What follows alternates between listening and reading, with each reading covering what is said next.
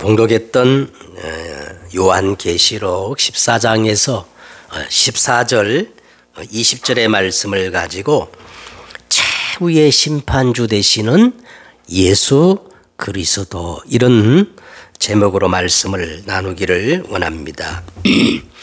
요한계시록을 이렇게 해석하는 데 있어서 크게 두 가지 견해가 있는데, 세대주의적 해석과 이제 우리가 취하고 있는 개혁주의 해석이 있습니다.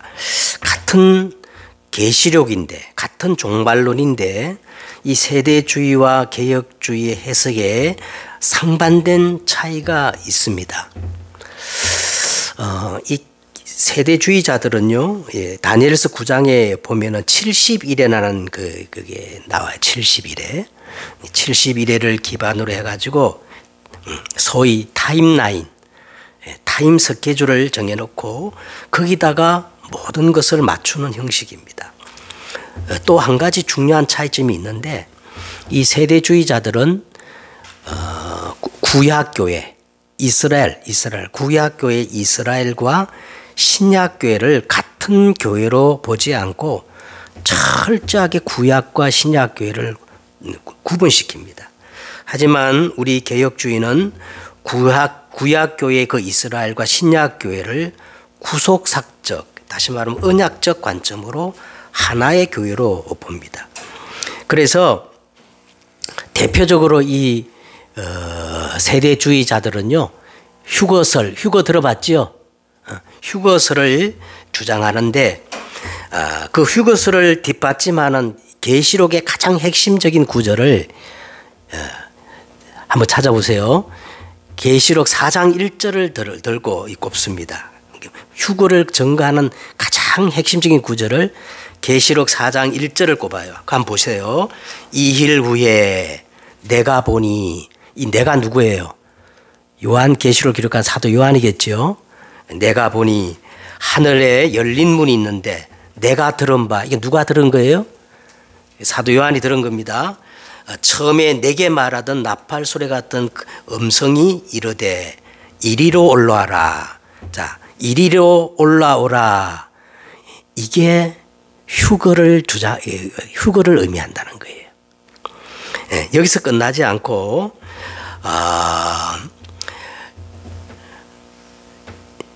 이 계시록 4장 1절에서 지상의 모든 교회가 이리로 올라오라 할 때에 지상의 모든 교회와 성도들이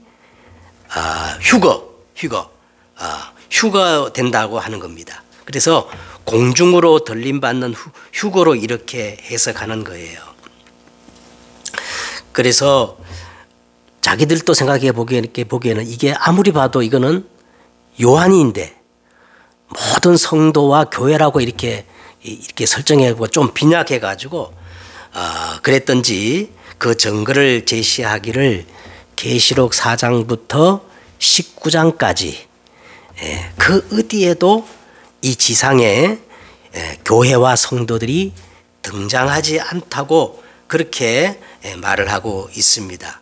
그러면 4장부터 11장에 나오는, 그러면 그 사람들은 뭐냐 했을 때 휴거받지 못한 이 지상에 남겨진 실제 이스라엘이라는 거예요. 이스라엘 유대인들을 가리킨다는 겁니다.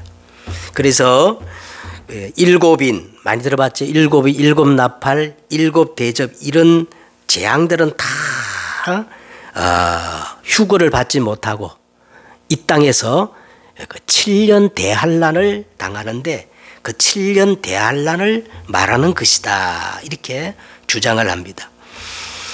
그래서 이 7년 대환란이 끝나면 공중에 재림했던 예수님이 또 지상에 재림해가지고 그때부터 천년 왕국이 시작되어지고, 이 천년 왕국이 끝나면 영원한 심판이 이제 이루어져서 영원한 새하늘과 새 땅으로 들어간다는 이런 주장을 가리켜서 우리는 신학적 용어로 전천년설이라 그래요. 전천년설. 중요하지 않으니까 그냥 그런 게 있다고 하면 들으시기를 바랍니다. 그러나 우리는 계시록 4장 그 1절에 이리로 올라오라 한 것은 교회와 성도의 휴거가 아니라 사도 요한의 환상으로 그렇게 이해를 해요. 그리고 우리는 예수님이 비밀리에 공중에 먼저 재림하셨다가 또 지상으로 재림하시는 재림이죠. 그거를 그렇게 보지 않고 예수님의 재림은 단회적이고 최종적인 재림으로 보는 겁니다. 이제 앞으로 우리가 볼 이제 요한계시록 20장에 가보면 짐승과 그 우상에게 숭배하지 아니하고 짐승을 받지 아니하는 그 성도들이 그리스도와 더불어 1000년 동안 왕노릇하는 그런 내용이 나오는 거예요. 그래서 이 세대주의자들은 그걸 1000년 왕국이라 주장하면서 이제 7년 대한해를 끝나면 1000년 왕국이 도래할 것이다 이렇게 말하는데, 우리 개혁주의에서는요 예수 그리스도의 십자가 부활 성천 사건으로 예수님이 재림할 때까지 이미 성도는 베드로전서 2장 9절에 보니까 왕 같은 뭐라 그랬어요? 제사장이라 했기 때문에 이제 그때부터 우리 성도는 왕 같은 권세를 누리면서 1000년, 이 성경에서 말하는 이 1000년이 시작된 것으로 보고, 다시 말하면 우리 개혁주의에서는 무천년설, 1000년 왕국이라는 게 존재하지 않아. 지금 우리가 그 1000년 성경에서 말하는 1000년 그 기간을 왕노릇하는 시기라 보고 무천년설을 그렇게 주장을 하는 거예요. 그래서 이 세대주의자들은 계시록 그 아까 4장 이후에 이 지상에서 더 이상 교회가 존재하지 않다고 그 주장을 하는데, 제가 한 증거를 대겠어요. 그 의미상 그 증거가 굉장히 많지만은 문자적으로 분명한 두 구절만 소개한다면, 계시록 13장 7절에 두 짐승이 권세를 받아 성도들과 싸워 이기게 되고 이랬어요. 거기 분명히 뭐가 나오느냐면 이 지상에 성도가 존재해요, 안 존재해요? 존재하는 거예요. 그죠? 그 다음에 지난주 우리 말씀 나눴던 계시록 14장 12절에 보세요. 성도들의 인내가 여기 있나니 그랬죠? 성도들의 인내가 여기 있나니, 여전히 땅에 교회와 성도가 존재한 것으로 계시록은 그렇게 되어 있는 겁니다. 자, 제가 왜 이렇게 하나님의 말씀을 전하기도 바쁜데 이 서두의 세대주의에 대해서 이렇게까지 이야기하는가 하면, 여러분들 하여금 미혹을 받지 않게 하기 위해서 그래요. 왜? 미혹하는 자가 너무 많기 때문에, 이 휴게소를 가지고. 지금도 여러분 유튜브에 들어가면 버젓이 자기들만이 가장 성경적이고 자기들만이 성경을 정확히 깨달아 가지고 이 휴거설만이 성경의 유일한 진리인 양, 그리고 자기들만이 참 목사의 양심인 양, 거기까지도 괜찮아요. 근데 그렇게만 막 얘기하고 말하는데 2000년 전통적 이 기독교 종말론을 사단, 마귀라고 이렇게 단정하고 공격을 하는 거예요. 그래서 이 성도들이 성경을 잘 모르는데 그런 성도들이 들으면 혹할 수 있도록 현혹하는 일이 버젓이 지금 막 일어나고 있기 때문에 그렇습니다. 여러분, 계시록 13장 11절에 보니까 이 거짓 선지자가 어떤 모습으로 나오느냐면 어린 양같이 두 뿔로 위장을 하고 그 입에는 무슨 말을 하는 거예요? 어린 양같이 두 뿔로 위장을 하지만 그 입에는 뱀의 말, 용의 말을 내뱉는 거짓 선지자들입니다. 이 세대주의자들이 주장하는 가장 큰 근거는 이제 데살로니가 후서 4장 16절과 18절인데, 이 구절이 없으면 휴거설 자체가 존립이 흔들리는 핵심 구절입니다. 그것도 자기들의 그 주장인 타임 스케줄에 끼워가지고 상징적 해석일 뿐이에요. 이 데살로니가 후서 4장도 보면은 이 데살로니가 교회에 죽은 자들에 대한 그 부활을 이 바울이 언급하면서 나온 내용인데 이 사람들은 그것을 휴거라고 주장하는 거예요. 제가 단언하건대 성경 그 어디에도 휴거를 명시적으로 밝히는 성경 구절은 한 군데도 없어요. 그 구절이 있으면 좀 갖고 오세요. 예수님이 비밀을 공중에 재림하고 지상의 모든 교회가 어느 날 갑자기 막 다 들리고 사라지는 그런 성경의 표현은 한 군데도 없습니다. 아니 예수님이 비밀리에 공중 재림하시는데 진짜 참성들 어느 날 소문 소리 없이 다 사라진다는 거예요. 아니 만왕의 왕이신 예수님이 이 땅에 재림하는데 왜 비밀리 재림하십니까? 안 그래요? 모든 사람이 볼 수 있도록 그렇게 공개적으로 재림할 줄 믿습니다. 제가 왜 이렇게 극단적으로 말하는가 하면요. 무엇을 믿든 간에 개인적 자유입니다. 그 사람들이 뭐를 믿든 그건 개인 자유인데 뭘 할 수 없겠지요. 그런데 자기들의 주장을 절도화시켜가지고 2000년 동안 이 교회의 이 종말론을 공격을 하고 심지어 칼빈과 루터까지 들먹이면서 공개적으로 사단이라고 이 말하는 목사가요. 버젓이 어떻게 하느냐. 애국 운동으로 포장을 해가지고 수많은 사람들을 지금 미혹하고 있어요. 이름만 되면 금방 압니다. 미혹받지 마시길 바랍니다. 자, 이제 우리 본문으로 들어가서 오늘 이 본문은 계시록 4장에서부터 시작된 이 일곱인, 일곱 나팔, 일곱 재앙, 그것을 이렇게 말하는 중에 이제 일곱인, 일곱 나팔이 11장이 끝나고 마지막 일곱 대접이 15장부터 나오는데 그 사이에 그 의미를 더 보충하고 설명하기 위해서 삽입장으로 중간에 삽입장으로 그 내용이 12장에서 14장까지 이게 들어가 있는 내용입니다. 그래서 오늘 이 본문도 이제 삽입장의 마지막 끝부분이기 때문에 그냥 오늘 우리가 일단 본문만 가지고 해석하지 말고 12장, 13장, 14장을 전체적으로 보면서 오늘 우리가 최후의 심판을 이해해야 되는 거예요. 자, 12장에서 14장까지는 지난주에도 말씀드렸지만 가히 성경의 축소판이라 할 정도로 마치 인간 창조 이전에 있었던 사단의 기운에서부터 이 세상의 모든 문제의 원인과 그리고 유일한 구원의 길, 장차 이 땅에 벌어질 들 마지막 최후의 심판까지 그게 12장부터 14장까지 다 들어있어요. 제가 볼 때는 완전 성경의 축소판입니다. 하늘에서 쫓겨난 큰 용이 첫사람 아담과 하와를 타락시켜 가지고 공중의 권세를 잡고 모든 운명을 장악해 버렸어요.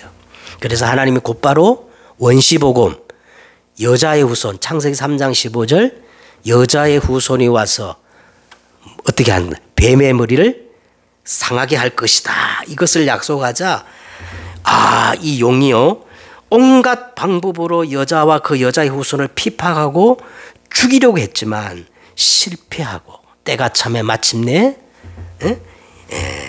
여자에게서 여자의 후손 메시아 그리스도가 태어납니다. 그래서 이 여자의 후손이 십자가에 죽으시고 부활하시고 성천하셔서 12장에 보니까 철장의 권세로 약속 그대로 이 뱀의 머리를 박살내버렸어요. 그러니까 이 뱀이 더 이상 하늘에 있을 곳을 찾지 못하고 이 땅에 쫓겨났는데 42달 동안 여자를 이제 핍박을 하는데 이것도 실패하자 이제는 13장에서는 자기의 대행자 두 짐승을 이렇게 보내지요. 바다에서 올라온 짐승, 땅에서 올라오는 이 짐승을 이 땅에 보내가지고 세상 모든 정사와 권세, 종교, 문화를 다 장악해가지고 짐승의 시대를 만들고 우상 숭배와 짐승의 표를 받게 하는 것입니다. 자, 그러면서 이제 14장에 보니까 어린 양과 함께 시온산에 선 14만 4천 구원받은 하나님의 자녀는 결국 승리하며 이 짐승의 세력들은 최후의 심판을 받는 그 환상이 이제 오늘 이제 우리가 읽었던 14장의 내용입니다. 그래서 오늘 여기서 절대 놓치지 말아야 할 것은요, 이 모든 그림이 어린 양과 함께 1절에 어린 양과 함께 시온산에 선 자들이 보좌에 앉으신 하나님을 예배하는 중에 그 보좌로부터 물같이 흐르는 또 때로는 우레와 같은 하나님의 말씀이 선포되면서 그 말씀을 성취하는 천사들의 활동을 그려내는 환상이에요. 그래서 14장을 전부 보면은 오늘 또 보세요. 오늘 천사들이 나오는데 전부 성전에서 나와서 제단에서 나와서 그 천사들의 활동을 다 보면 그 앞에 뭐가 있죠? 성전에서 나와서 제단에서 나와서 이 말은 이 천사들이 보좌에 앉으신 하나님께 14만 4천 시온산에 있는 사람 그 성도들이 예배하는 중에 그 말씀을 성취하기 위해서 선포된 하나님의 말씀을 성취하기 위해서 천사들의 활동이 4장 전체에 나오는 겁니다. 그래서 첫째 천사는 영원한 하나님의 복음을 선포했고 둘째 천사는 큰 성 바벨론의 멸망을 세 번째 천사는 짐승의 표를 받은 자에 대한 심판을 선포했고요. 자, 오늘 또 계속 천사가 등장하면서 이제 오늘은 핵심이 뭐냐? 최후의 심판자 되시는 예수님을 보좌하면서 최후의 심판을 수행하는 그림이 저와 오늘 여러분 읽었던 본문의 내용이에요. 지금까지 제가 12장에서부터 14장까지 전체 내용을 설명한 겁니다. 이 그림 속에서 오늘 본문을 이해하셔야 되는데, 자, 오늘 이제 구체적으로 본문을 들어가 보십시다. 14절. 또 내가 보니 흰 구름이 있고 구름 위에 인자 같은 이가 앉으셨는데 그 머리에는 금면류관이 있고 그 손에는 뭐가 있어요? 예리한 낫이 있다. 자, 이건 누가 보더라도 금방 인자 같으신 이가 누구예요? 누가 보더라도 예수 그리스도임을 우리가 금방 알 수 있는데, 그런데 아무리 예수님이 심판주, 최후의 심판주라 할지라도 예수님이 직접 예리한 낫을 갖고 있다는 것이 예리한 낫이라는 게 무기잖아, 그죠? 이 예리한 낫을 갖고 있다는 게 어울리지 않아요. 그래서 스가랴 5장 1절에 보면은 이 낫을 뭐라고 표현하느냐 하면요, 두루마리. 낫을 뭐라고 표현한다고요? 두루마리. 하나님의 말씀으로 이렇게 표현을 하고 있는 거예요. 그러면 이 낫이 도대체 뭐라는 거예요? 막 우리가 생각하는 그런 막 사람을 쳐 죽이는 낫이 아니라 하나님의 뭐다? 말씀이다. 그래서 은혜의 시대에, 저와 지금 여러분 은혜 시대에 살고 있잖아요. 은혜 시대 이 말씀은 구원의 복음이 되지만은 심판 때의 이 하나님의 말씀 뭐가 된다는 거예요? 낫이 된다는 거예요. 낫. 예리한 낫이 된다는 거예요. 그래서 15절 또 보십시다. 또 다른 천사가 어디서부터 나와요? 보세요. 전부 천사가 성전에서 제단에 이렇게 표현됩니다. 또 다른 천사가 성전에서부터 나와 구름 위에 앉은 이를 향하여 큰 음성으로 외치려되 당신의 낫을 휘둘러 거두소서, 땅의 곡식이 다 익어 거둘 때가 이르렀나이다 하니. 자, 낫을 휘둘러 거두소서 그랬어요. 막 좀 어떻게 보면 무자비한 표현 같은데요, 사실은 펜포, 원어로 보면 펜포라는 단어예요. 이 펜포라는 단어가 어떤 의미냐면 사도행전 13장에 보면 안디옥 교회가 바나바와 바울을 따로 세워서 최초의 선교사를 이렇게 파송할 때에 따로 세워 성령의 보내심을 받아 할 때 이 보내심이라는 단어가 오늘 히두르다 템포와 똑같은 단어예요. 그래서 오늘 여기서 낫을 휘두른다는 말은 뭐예요? 말씀을 어떻게 보낸다는 뜻입니다. 또 다르면 말씀을 던진다는 의미예요. 그걸 오늘 상징적으로 낫을 어떻게 해요? 휘두른다 이 말이에요. 낫을 휘두른다는 말은 말씀을 어떻게 한다? 던진다. 말씀을 보낸다. 이런 의미가 되는 겁니다. 자, 말씀을 이번에 던지고 말씀을 보내면 두 가지 양상이 나타납니다. 이 말씀을 받아들이는 자는 구원의 기초가 되지만은 말씀을 거부하는 자는요 심판의 근거가 된다는 거예요. 그래서 바울이 고린도 전서 1장 18절에 뭐라 했어요?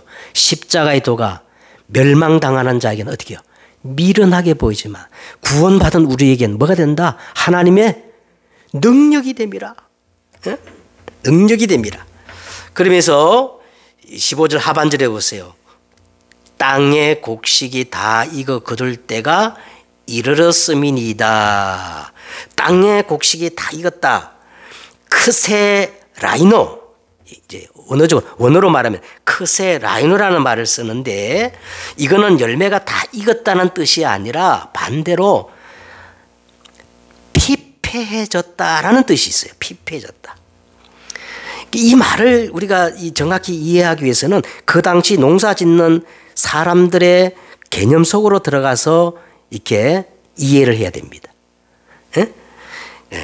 자, 그때 당시 이 팔레스타인 지역에서 곡식이 좀 되면요. 곡식이 거의 익을 좀 되면은 제일 먼저 땅이 마른다는 거예요. 땅이 마르고 그 다음에 그 주변에 있는 잡초가 마르면서 그 주위가 허옇게 휘어진다는 겁니다. 그러면 추수할 때가 된 거예요. 그래서 예수님이 요한복음 4장 35절에 눈을 들어 밭을 보라 휘어져 추수할 때가 되었도다 한 겁니다. 그래서 오늘 이 말은요,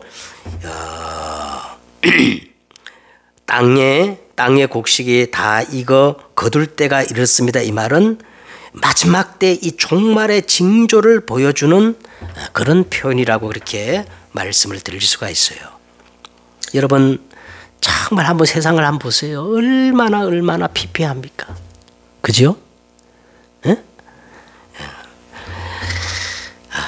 하나님의 이 창조의 질서를 거부하고 하나님의 형상을 잃어버린 짐승의 시대예요. 영적으로 보면 말이죠. 네피림의 시대예요. 지금 전 세계가 전쟁의 소식 때문에 막 모두가 우려하고 있어요. 왜냐하면 여러분 또 전쟁 터졌지요. 인도와 파키스탄 전쟁이 터졌는데요. 이거는요 다른 얘기예요. 왜냐하면 두 나라는요 핵무기를 어마어마하게 가지고 있는 나라가 붙어버린 거예요. 그 두 나라가 가지고 있는 핵무기만 터져도 지구는 멸망당하는 거예요.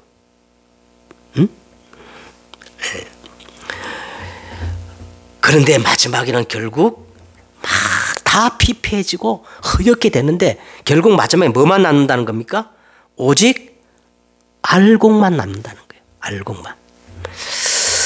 자, 19절로 넘어가십시다. 이제 19절에 참혹한 심판의 모습을 보여주는 내용인데 천사가 낫을 땅에 휘둘려 땅의 포도를 거두어 하나님의 진노의 큰 포도주 어디에 던져요?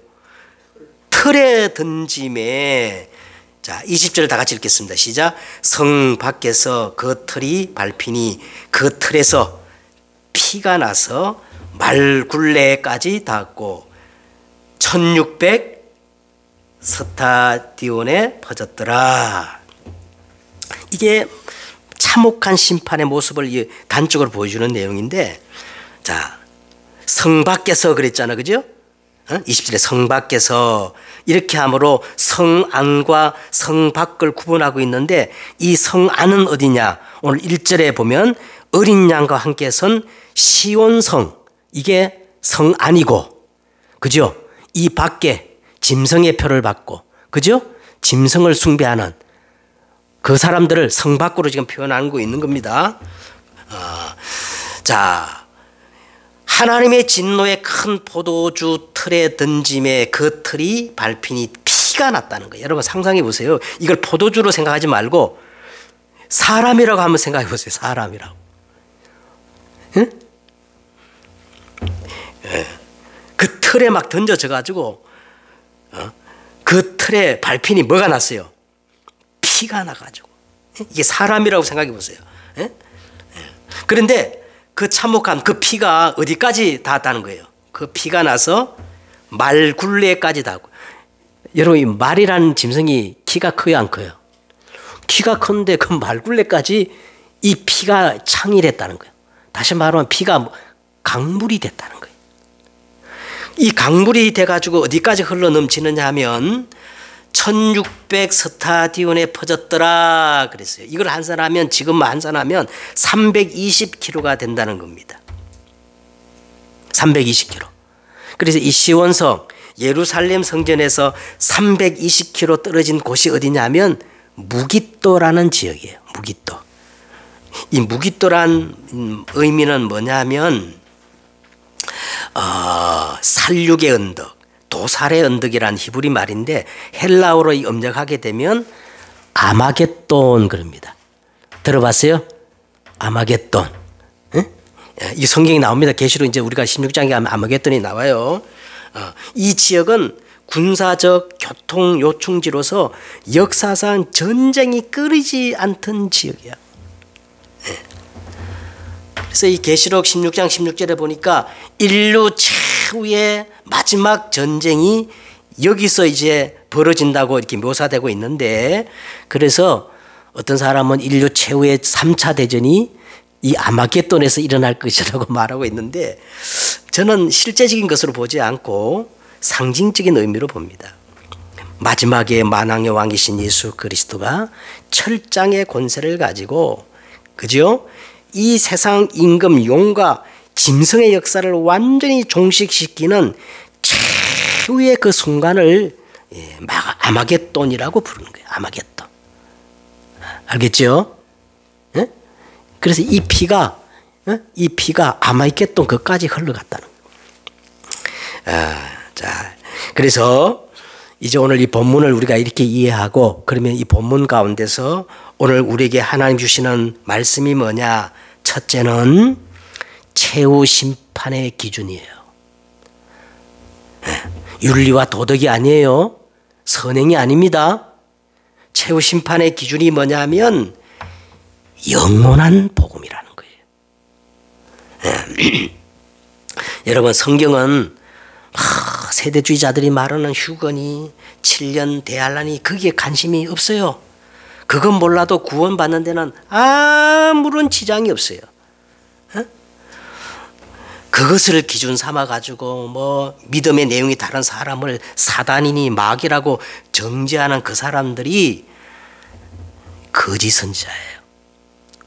100번 양보해서 그 사람들이 말하는 것이 사실이라 할지라도 그 행위와 열매는 참 선지자가 아닌 겁니다. 여러분 오늘 성경의 모든 관심과 기준은 그것이 아니고, 성경의 모든 관심은 영원한 심판의 기준이 뭐냐? 영원한 복음의 모든 관심이 있다는 겁니다. 자, 그러면 왜 예수 그리스도가 영원한 복음일까? 예수 그리스도가 영원한 복음이죠. 왜 이것을 거부하면 영원한 심판을 받게 될까요? 자, 예수 그리스도는 영세 전부터 계신 분이십니다. 예수 그리스도는 성육신 하셔서, 성육신이라는 말은 말씀이 육신을 입고 우리를 찾아오신 분이에요. 그죠? 찾아오셔서 어떻게 돌아가셨어요? 우리의 모든 죄를 다 온몸에 담으시고 어린 양처럼 십자가에 대속적 죽음을 죽어주신 분입니다. 그리고 진짜로 누구도 흉내낼 수 없고 진짜 메시아 그리스도라는 증거로 우리 인생 모든 문제를 해결했다는 증거로 그 증거로 어떻게 하셨어요? 3일 만에. 그게 부활의 의미입니다. 그 정도로 아니고 부활 성천하셔서 철장의 권세를 가지고 사단의 무리를 박살내버렸어요. 아멘. 그리고 이 예수님이 오늘 보니까 심판주, 최후의 심판주로 다시 어떻게 해요? 재림하시는 거예요.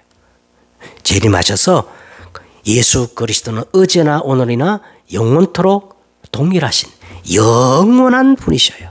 그래서 이걸 합쳐가지고 영원한 진리입니다. 그리스도의 생명이 있는 자는 심판을 면할 것이고 이 그리스도의 생명이 없는 자는 오늘 보세요. 이 무시무시한 심판의 대상이 됩니다.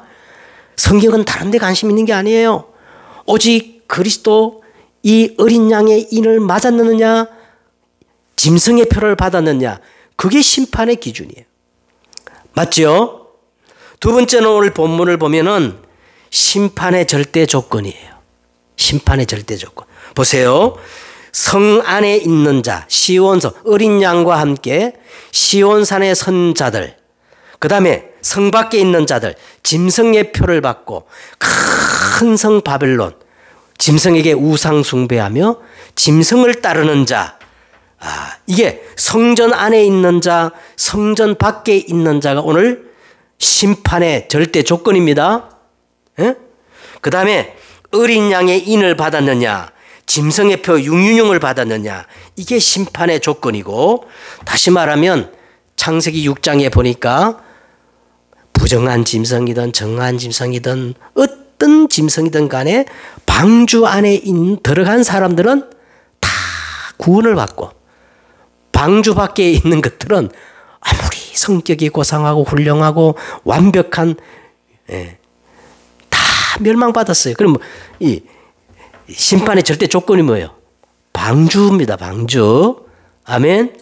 오늘 본문이 그걸 강조하고 있는 거예요. 그 다음에 오늘 본문 말씀을 계속해서 뭘 찾아야 되냐면 낫을 우리가 낫이라는 의미를 그러니까 낫을 막 휘두른다 그랬는데 휘두른단 말이 오늘 몇 번 강조되잖아요. 이 낫을 휘두른다는 말은 말씀을 어떻게 한다? 던진다. 말씀을 보낸다. 이런 뜻이라 그랬죠.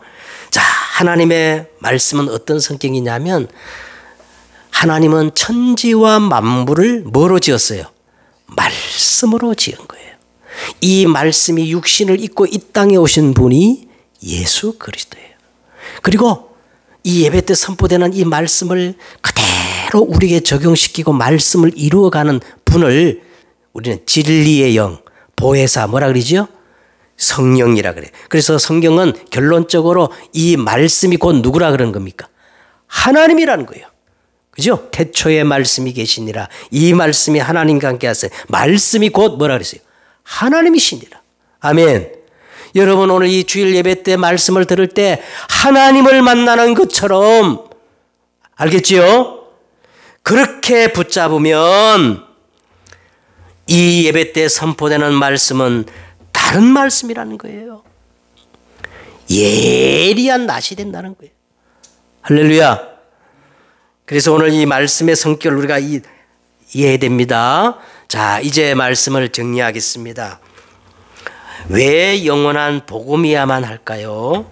자, 오늘 14장 전체의 내용, 오늘 읽었던 본문만 가지고 말하는 게 아니라 14장 전체의 이 내용을 한 단어로 말하면 어린 양과 함께 시온산에 선 자들이 가지고 있는 그리고 오늘 첫째 천사가 선포하는 영원한 복음이에요. 영원한 복음.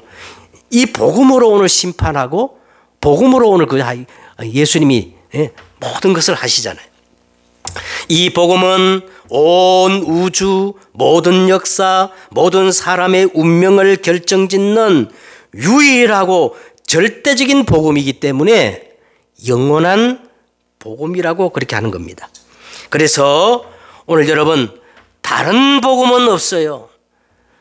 오직 시온산에만 영원한 복음이 있다는 것이 오늘 14장의 핵심이에요. 시온산, 오직 어린 양과 함께 어린 양과 함께 시온산 그 안에만 참된 복음이 있다는 겁니다. 그래서 갈라디아 1장 7절에 보니까 다른 복음은 없어요. 다 속이는 것이고 거짓말하는 겁니다. 믿습니까? 예수 그리스도 말고 다른 복음 없어요. 예? 성경은 오직 이거에만 관심이 있습니다. 사도행전 4장 12절에 보니까 천하 인간에게 구원 얻을 만한 다른 이름을 주신 적이 있어요, 없어요? 없어요. 예? 예. 요한복음 10장 1절과 10절에 보니까 이것 말고 다른 복음을 말하거나 또 다른 것을 더 강조하면 최후의 심판자 되신 예수님이 뭐라고 말씀하셨냐면 다 절도요, 강도요, 도둑놈들이라는 거예요. 네. 한번 보세요. 막 지금 오직 그리스도 말고 다른 거 말하는 이 도둑놈들이 얼마나 많은지. 영혼을 도둑질하는 강도와 절도들이 얼마나 많은지. 여러분 정신 바짝 차려야 됩니다. 그리스도 말고는 다 어떻게 해요? 틀린 것이다. 아멘. 그 다음에 두 번째는요. 그냥 복음이 아닙니다. 오늘 성경은요. 계속 14만 4천을 얘기하면서 어린 양의 인을 오른손이나 이마에 맞은 자들이라는 거예요. 어린 양의 인을 이마에 탁 맞았다는 것은요. 그냥 오직 복음 정도가 아니에요. 응? 오직 복음이 아니라 오직 복음만의 이유를 가진 자들이에요. 이것이 어린 양의 이마에 인을 맞은 자들입니다. 그래서 완전히 복음으로 각인 뿔이 채질된 것을 보고 어린 양의 인을 이마에 맞았다 그런 거예요. 오직 복음 정도가 아니고 오직 복음만의 이유를 아는 자. 할렐루야. 그 다음에요. 또 우리 생각할 것은 보세요. 우리의 모든 삶의 방향을 어디에 맞춰야 되느냐 하면 생명구원, 영혼구원에 우리의 모든 삶의 방향을 맞춰야 해요. 우리가 그리 못할지라도 입으로는 그렇게 고백을 해야 됩니다. 하나님, 내가 이 땅에 살아야 할 이유 영혼구원, 생명구원에 있습니다. 말은 그렇게 해야 되는 거예요. 알겠죠? 그 이유와 목적이 없다면 우리는 이 땅에 살 필요가 없어. 그래서 디모데후서 4장 1절에 보니까 하나님 앞과 산자와 죽은 자를 심판하실 그리스도 예수 앞에서 그의 나타나실 것과 그의 날을 두고 음이 명하노니 너는 말씀을 전파하라. 때를 어떤지 못 어떤지 어떻게? 항상 힘쓰라. 자, 마지막 그러면요. 최고의 방법은 언제나 계시록은 하나입니다. 그게 뭐냐면 계시록은 일관되게 강조하는 것은요. 기독교 이 신앙을 수행하는 유일한 원리는 순교라는 거예요. 순교. 죽도록 충성하라. 그리하면 생명의 면류관을 받으리라. 자, 14장 13절에 보세요. 주 안에서 죽는 자가 뭐가 있어요? 복이 있나니. 여러분 이게 갈보리 십자가입니다. 내가 그리스도와 함께 십자가에 못 박혔나니 그런 적 이제 내가 산 것 아니요 오직 내 안에 그리스도가 사는 겁니다. 날마다 세상과 단절을 시키고 이 신앙 고백을 해야 돼요. 알죠? 자, 이제 진짜 말씀을 맺겠습니다. 여러분 우리가 계시록을 볼 때마다 적어도 우리는 세 가지는 분명히 자꾸 기억해야 돼. 나는 도대체 누구며? 나는 어떻게 이 땅에 살아야 되는가? 그리고 나는 무엇을 향해 가고 있는가? 나는 누구이며? 그리고 나는 어디를 향해 지금 향해 가고 있는가? 자, 무엇을 위해서 내가 사는가? 이런 물음을 가지고 우리가 요한계시록을 자꾸 대해야 될 줄 믿습니다. 완전 승리하는 여러분 되시기를 주 예수 이름으로 축복드립니다. 기도하겠습니다. 하나님 감사합니다. 오늘 또 우리에게 귀한 말씀을 주심을 감사합니다. 아무리 우리가 힘들고 어렵고 또 세상으로부터 핍박과 환난이 온다 할지라도 결국적으로 예수 그리스도가 최후의 심판주로 오셔서 모든 것들을 하나님 승리케 하심으로 우리는 완전 복음을 소유한 줄 믿습니다. 이 완전한 복음으로 오늘도 우리가 정말 경관 터에 굳게 서는 저들이 되어지게 하옵소서. 주 예수 그리스도의 이름으로 기도드렸사옵나이다. 아멘.